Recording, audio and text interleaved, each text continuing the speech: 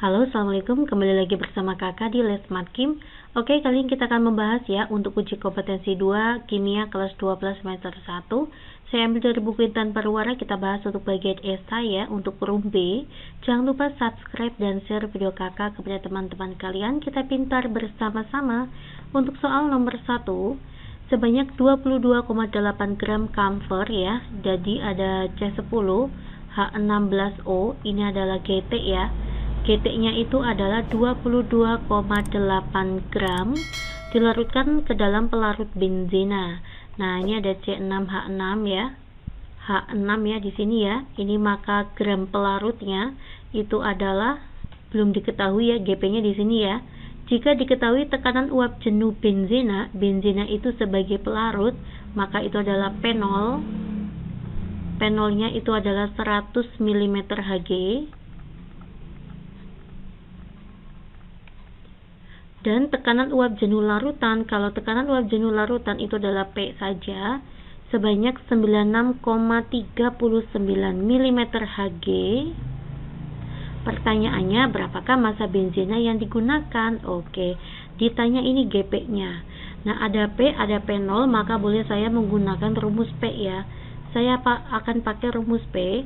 P itu rumusnya adalah P0 dikalikan dengan XP, di mana nanti P0-nya itu adalah 100, P-nya itu adalah 96,39, XP-nya nanti ketemu. Saya akan mencari XP-nya terlebih dahulu, maka 96,39 saya bagi dengan 100, 0,9639. Ya, XP-nya sudah kita peroleh. Apa rumusnya XP? NP dibagi dengan NP ditambah dengan NT. Di sini larutannya adalah non elektrolit ya, maka tanpa faktor Van Hoff. XP-nya itu adalah 0,9639. Ini NP itu mol pelarut ya. Kita tidak tahu NP, maka kita buat NP saja. Terlarutnya adalah 22,8. 22,8 kita bagi dengan MR-nya. C itu 12 ya. 12 kalikan 10 itu 120. Ditambah dengan 16, ditambah dengan O itu juga 16. Oke, ini 12, nyimpen 1 ya, 3, 4, 5, 152. Nah, seperti ini. Lalu kita kalikan ya, kita kalikan ke sana ya dek. 0,9639 NP ditambah ini 22,8, kita bagi dengan 152 itu adalah 0,15. Selanjutnya 0,15 saya kali ini dikali dengan 0,9639. Hasilnya itu adalah 0,1445. Ya, oke, sama dengan NP. Lalu ini pindah ruas ke sana ya. NP itu kan 1 ya. 1 dikurangi 0,9639. 1 dikurangi 0,9639 itu adalah 0,0361 P. Di sini 0,1445. Maka nanti ketemulah molnya pelarut. 0,1445 saya bagi dengan 0,0361. Jawabannya adalah 4. Ini baru molnya ya. Lalu kita akan mencari massa. Rumusnya mol itu adalah gram dibagi dengan MR, maka nanti rumusnya gram itu adalah mol dikali dengan MR-nya. Molnya sudah kita dapat 4 ya. Nah, MR-nya berapa? Kita akan hitung. C itu 12. 12 dikalikan 6 itu adalah 72 ditambah 6. Selanjutnya 78 saya kali dengan 4 itu adalah 312 ya. Inilah massa benzena yang harus disediakan ya. Oke, kita lanjut ke soal nomor 2. Sebanyak 15,6 gram AlOH3, maka ini adalah gram terlarutnya ya. 15,6 gram AlOH3 terionisasi 80%, alfanya adalah 0,8, dilarutkan ke dalam 250 air, maka GP-nya itu 250 gram. Ini adalah air. Tetapan kenaikan titik didih molal itu adalah Kb ya. Diketahui Kb-nya adalah 0,52 Celcius per molal. Tentukan suhu saat larutan tersebut mendidih. Ditanya adalah titik didih larutannya. Oke ya, kita akan menghitung delta Tb terlebih dahulu. Itu rumusnya adalah M dikalikan Kb, saya kalikan dengan I karena elektrolit ya. Molalitasnya maka nanti 15,6 dibagi dengan MR-nya AlOH3. Al itu adalah 27 ya, saya buat di sini 27. O itu 16, 16 ditambah 1 itu 17. Lalu 17 saya kali dengan 3 ya. 3-nya dari sini. Maka 51. 51 ditambah dengan 27 itu adalah 78. Inilah MR-nya. Dikalikan 1000 dibagi dengan GP-nya adalah 250 dikali KB-nya itu adalah 0,52. Lalu saya kali dengan I. I itu adalah 1 plus N-1 kali alfa. 1 ditambah N itu jumlah ion ya, di sini deh.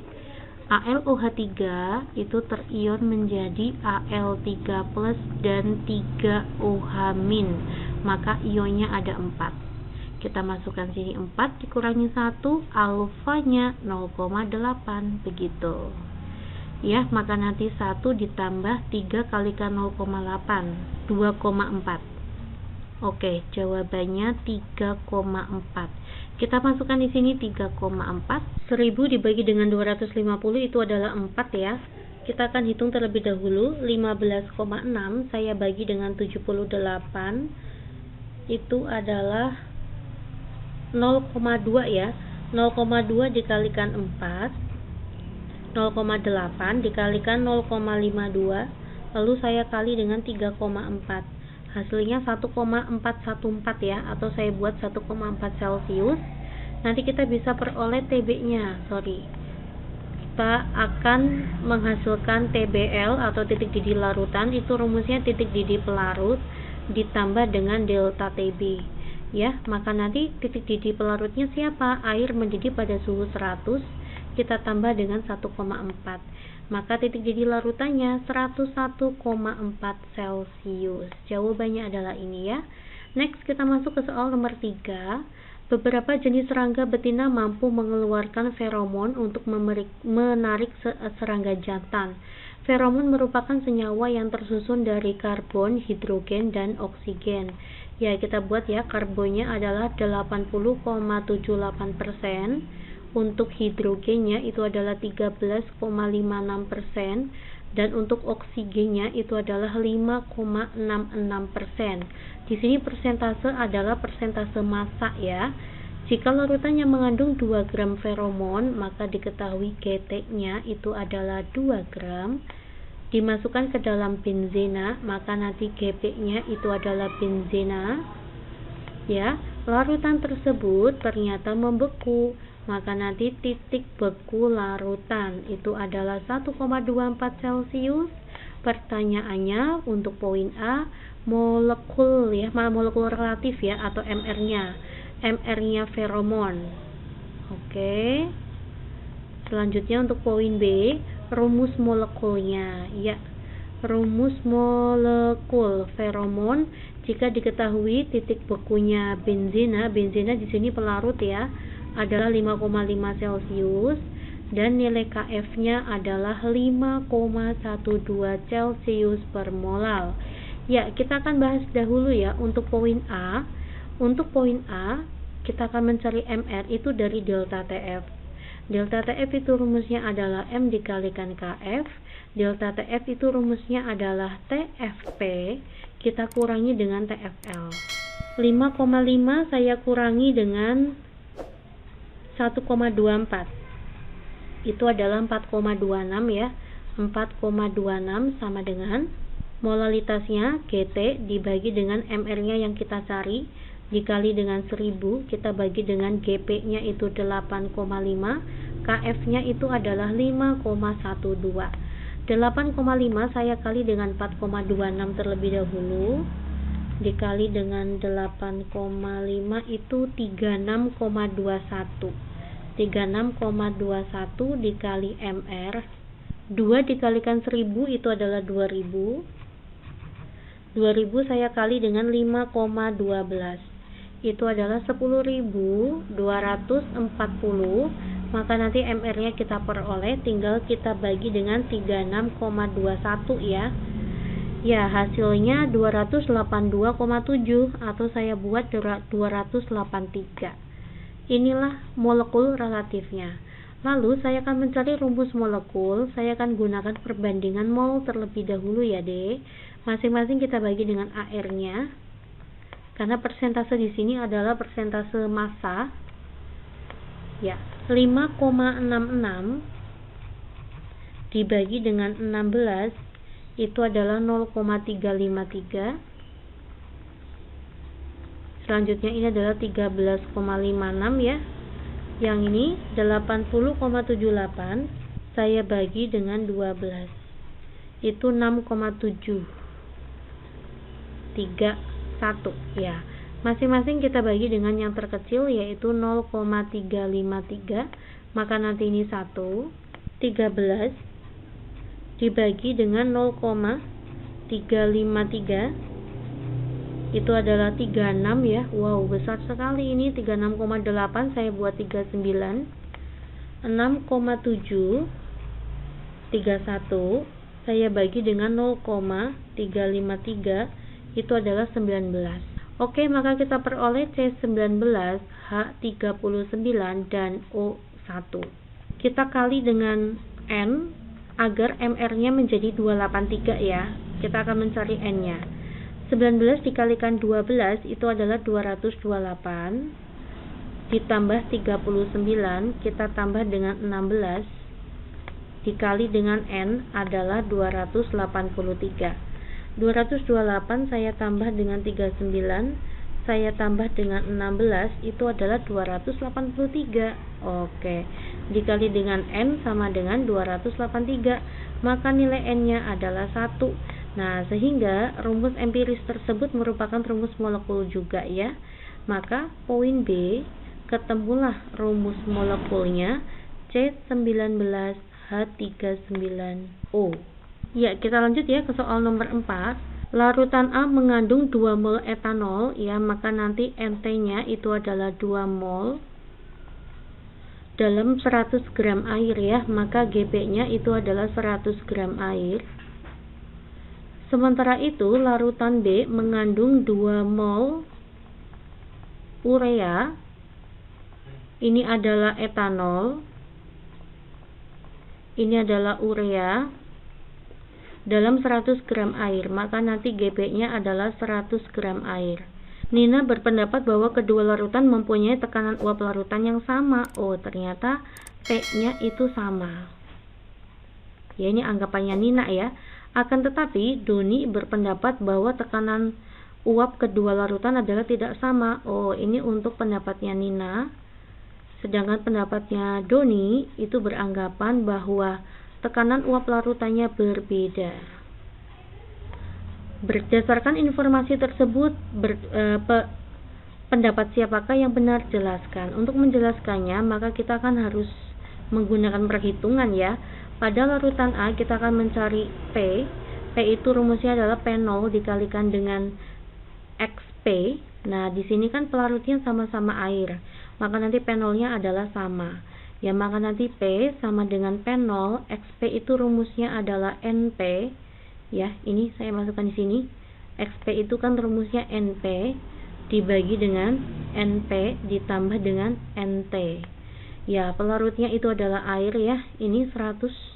Maka nanti 100/18 dibagi dengan NP 100/18 ditambah dengan NT-nya. NT-nya tuh 2 mol. Nah, dua-duanya ini adalah non elektrolit ya, Dek. Dua-duanya adalah non elektrolit. Maka nanti tanpa dikalikan faktor Van Hoff. Nah, ini untuk larutan A. Untuk larutan B, maka nanti P itu rumusnya sama, P0 dikalikan dengan XP. Ya, kita masukkan ya, P0-nya sama, XP-nya ya sama rumusnya ya, ini ya. Maka nanti NP gram dibagi dengan MR dibagi dengan gram dibagi dengan MR ditambah dengan NT. NT-nya itu adalah 2 mol, begitu. Nah, dari perhitungan ini nanti akan menghasilkan hasil yang sama. Kita lihat angkanya. Sama kan ya?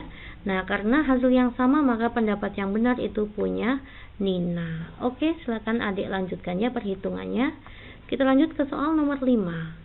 Sebanyak 34,2 gram sukrosa, maka ini adalah GT. GT-nya itu 34,2 gram. Sukrosa itu C12H22O11 dilarutkan dalam 500 gram air, maka nanti ini GP-nya ya. GP-nya itu adalah 500 gram air. Jika ke dalam larutan tersebut ditambah etilen glikol, ini ada GT lagi ya. Ini GT1, ini GT2. Dimasukkan etilen glikol 6,2 gram. Etilen glikol itu adalah C6. Bukan C6 ya, C2 ya. C2 H6O2. Tentukan titik beku larutan sebelum dan sesudah ditambah etilen glikol. Untuk poin A, kita akan mencari titik beku ya. Titik beku larutan ya, mencari titik beku larutan sebelum ditambah etilen glikol. Oke. Rumusnya delta TF itu adalah M dikali dengan KF. Di sini tanpa I ya, karena dua-duanya adalah non elektrolit. Molalitasnya kita akan hitung ya, GT dibagi dengan MR-nya nanti kita hitung, dikalikan 1000 dibagi dengan GP-nya itu 500 dikali dengan KF. KF-nya itu 1,86. Di soal ada ya. Saya akan mencari MR-nya terlebih dahulu. Untuk MR-nya sukrosa 12 kalikan 12 itu adalah 144 ditambah dengan 22 ditambah dengan 16 kalikan 11 itu adalah 176 ya. Kita akan hitung 176 ditambah dengan 22 ditambah dengan 144, hasilnya 342. Ini adalah MR-nya ya. MR-nya siapa? MR-nya sukrosa. Kita masukkan 342. Nah, 34,2 dibagi 342 itu adalah 0,1.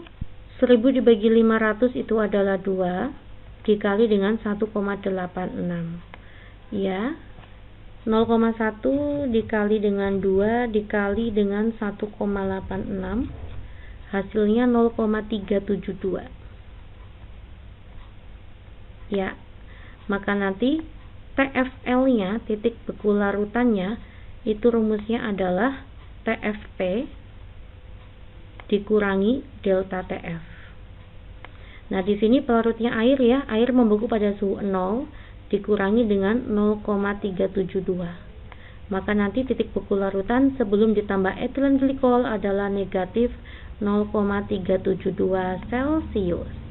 Sekarang kita akan mencari titik beku larutan setelah ditambah etilen glikol. Ya, C2H6O2 ya.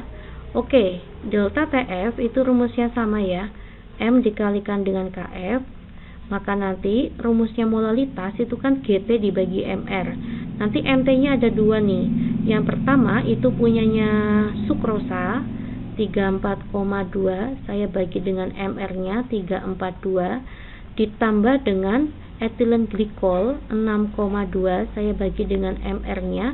Untuk MR-nya etilen glikol 2 kalikan 12 itu 24 ditambah dengan 6 ditambah dengan 16 kalikan 2 itu 32. 24 ditambah 6 itu 30, maka nanti 62. Kita masukkan di sini 62. Nah, ini kalau dicampur kayak gitu ya, Dek. NT-nya jadi 1, lalu saya kalikan 1000 ditambah dengan gram pelarutnya tetap 500 ya. Selanjutnya saya kali dengan KF-nya 1,86. Oke, ini adalah 0,1 ditambah dengan ini juga 0,1. Lalu saya kali dengan 2, saya kali dengan 1,86. 0,1 tambah 0,1 itu 0,2, saya kali dengan 2, saya kali dengan 1,86. Jawabannya adalah 0,744. Ya, oke. Maka nanti titik beku larutannya itu adalah negatif 0,744 Celcius. Oke adik ya. Ya, terima kasih perhatiannya. Jangan lupa subscribe YouTube kakak Les Mat Kim, kita pintar bersama-sama. Assalamualaikum.